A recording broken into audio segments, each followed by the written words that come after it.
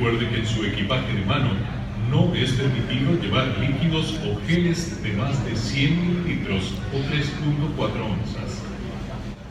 Qué bueno.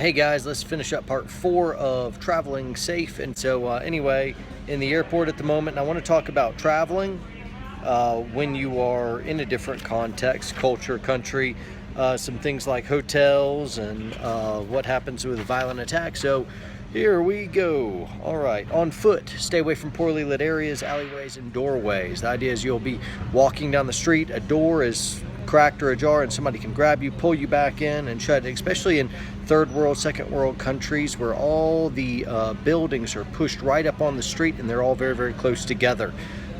In the States, a lot of times the houses and buildings are far back, pushed off the road. That's not true in other contexts. So try to stay away from that, and also suspicious looking vehicles, try to skirt way around them if you're able to. Carry bags and expensive items in the front of you, like a purse. You don't want to just drape it over one shoulder, go ahead and over the head, and then pull it in front of you as well. Never hitchhike or ride with unknown people, and again, trust your gut. Remember, I said this in the last video, of try to look poor, a little ticked off, and alert, and you should be pretty good. That'll help you out a lot. In public transportation, that's where you're going to be identified as a target, on buses, taxis, in airports coming to or fro. That's where you're going to be identified as a target. On buses, try to sit near the driver. Don't get on transportation like a metro or something that is completely empty. So if you're the only one there, don't jump on it. That's how you get in trouble as well. Taxis, use only officially marked taxis. The way you can quickly tell is you see a big line of taxis, get in one that looks like all the others. Don't get in some dude's random car that's trying to look a little bit similar. That's where you get in trouble as well.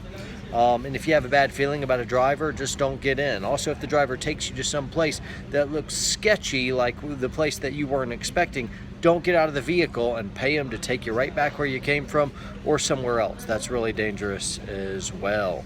Let me flip the page. I made like a whole big packet and manual for different agencies that were looking for stuff like this. So I'm going over my notes that I made quite a long time ago.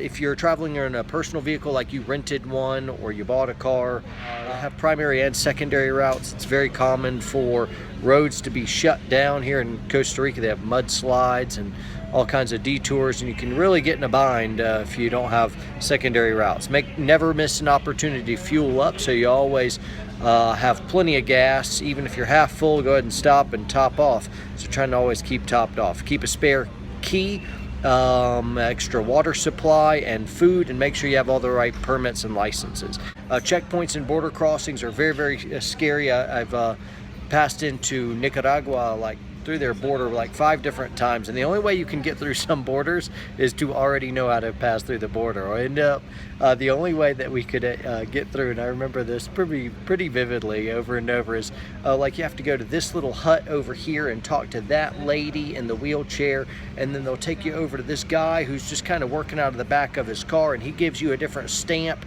and then you go up to this counter and somebody signs a piece of paper, and you're shuttling all of these places, and you're thinking the whole time of like, how could anyone figure this out? And you can't.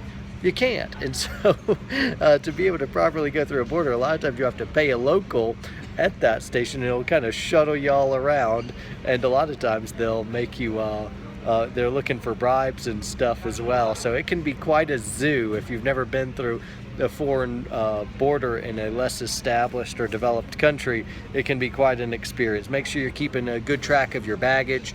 Stay in a group, and don't allow anyone to get out of sight even for a moment. And don't be afraid to say no to people. You may be at a border for a very, very long time, so make sure you make fast friends with somebody. Staying as a guest in a hotel, give away as little information as possible. Look for people who are kind of loitering around or anybody suspicious. Refuse unrequested room service or deliveries or cleaning. Keep your curtains closed. If you have little eye holes, I like to put a piece of tape over them so no one can do one of those reverse aisle things. Maybe I look for cameras and stuff in there too, which maybe I'm paranoid. I don't know. Valuables in the room, be very, very careful about that. If they have a safe inside that room, go ahead and make use of those safes. That's generally a good idea. Staying in a guest in someone else's place, don't assume this is necessarily safe. Continue to lock your doors out and continue to lock your doors at night. And I like to go ahead and push obstructions in front of the door, like a piece of furniture, so somebody can't come try to visit you in the middle of the night. And I'd especially have someone like my wife do that. I've even had cordage and where I've tied doors shut and put shims underneath doors with alarms. You can get those at like Lowe's or Home Depot. They're like $6 to $12, and it's like a door jam you can put underneath, and when the door comes on it, it sounds an alarm. So those are real cheap ways to travel with those things and stay pretty safe. Trust your gut, and again, dress modestly. Don't be walking around in lingerie around somebody else's house, especially to you guys, girls as well. That was such a dumb joke. Let's see. What else? In the event of violent attacks, remember, don't risk your life or the lives of others for material things. Don't try to go all Steven Seagal on somebody when they're just going to take your money and leave. Maintain an attitude of respect. Allow them to feel in control. Show them your hands. Make slow, intentional movements, and avoid speaking to other people in your group in a language that the attacker doesn't understand. That'll tick them off really, really fast. Avoid too much eye contact, but you want to give a little bit of eye contact, so in case they're planning on murdering you, they connect with a human being and see in your eyes. Trust your gut, and if you think things are going to go badly, if you get that kind of hunch of this person may be after more than my money, you should be timing some type of an attack, looking for a window, feigning compliance, and then falling like a thunderclap. People have been asking me as I've been posting these videos, or after the very first one anyway, they'd asked, hey, what is your kind of Edc weapons and things that you're carrying around? I can't carry a firearm in this country right now. By the time you hear that, I'll already be gone.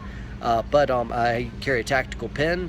I've got my flashlight with a strike bezel, and then I'll immediately, like in day one, find a knife of some sort. And I've even reduced myself to carrying a kitchen knife, and I'll make like a little sheath out of cardboard and duct tape, and just put it in my waistline and make a little loop of something like duct tape or thread that'll go around my belt loop so it won't pull out. And I'll practice doing some fast draws before I go out, and I've already jettisoned that and left it at home.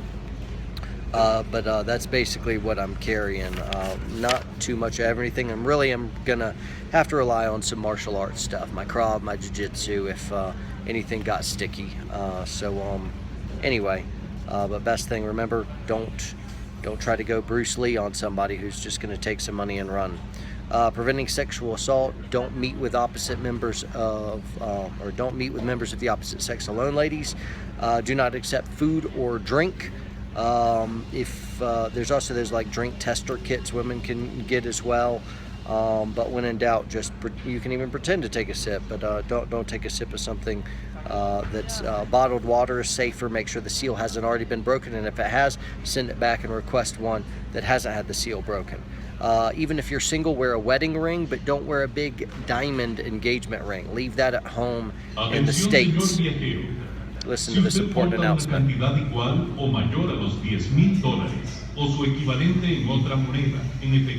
y'all understand this? Remember to dress modestly as well. And that's going to be pretty much the big stuff. We talked about taxis and all that stuff. Yep, there you go. All right, guys. See ya.